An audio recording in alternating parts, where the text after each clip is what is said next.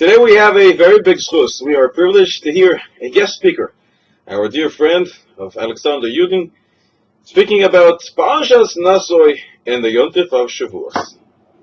In Parshas Naso, the Torah tells us about the mitzvah, the beloved mitzvah of Birkas Cohanim. There's a mitzvah given to the Cohanim to bless, to give blessings to the Jewish people. 3 blessings, as we know from Shul, that we hear these blessings: Yivarecha Hashem v'yishmerecha, Ya'er Hashem panav elecha v'yichuneka, Yisa Hashem panav elecha v'yasem lecha shalom. Beautiful, gorgeous blessings. I'd like to ask 2 basic questions about Birkas Cohanim. Firstly, why do we need anybody to bless us?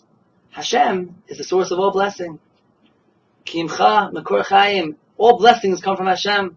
In fact, immediately preceding Birkas Cohanim, the Torah itself says explicitly, "V'samuah Shmi al b'nei Yisrael v'ani avarachem." I will bless the Jewish people.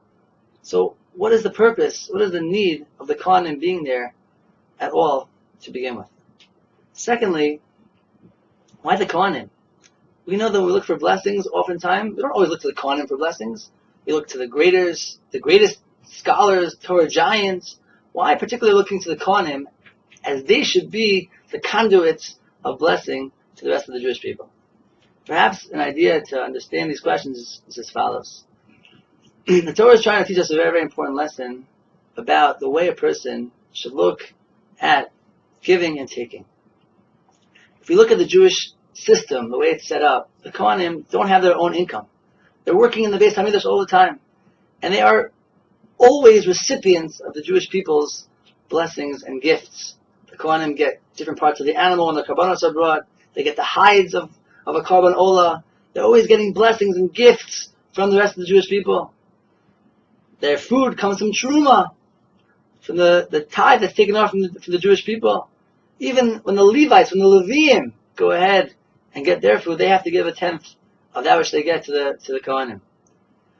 So the Cohanim are always receiving. They're always on the receiving end. And Bnei Yisrael is always on the giving end to the Cohanim.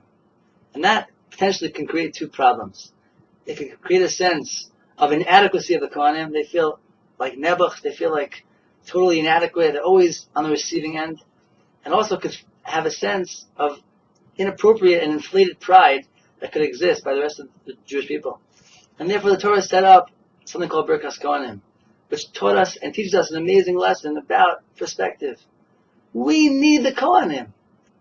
The blessing that comes from all of our food, our produce, our animals, our livelihood, it comes through the Cohanim. And therefore, they shouldn't feel inadequate when they're getting the gifts they receive. They should feel great, because after all, it came from them. And we should be so thankful and so grateful to the Cohanim for all they do for us, because after all, they are the ones who are the messengers, the shliach of Hashem's bracha to come to Bnei Yisrael.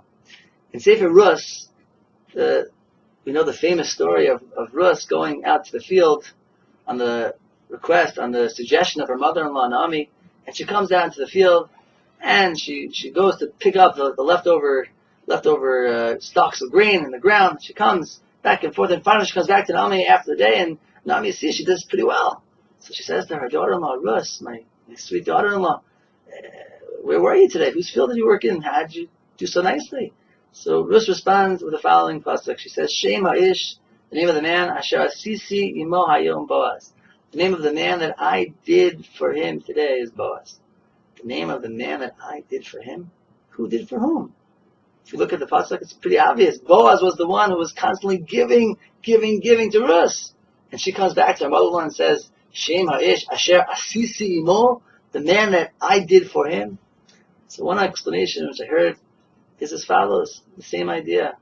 You can give and you can give. You can give in a way that the person who receives feels like inadequate and like he's on the receiving end, or you can give with such grace and such kindness that the person that you give to feels as though he's not getting anything. He's giving you. And Boaz gave in such a way that Ruth really, really felt that she was doing for him. She was doing him a favor. She was doing something gracious and kind for the one who actually was giving to her.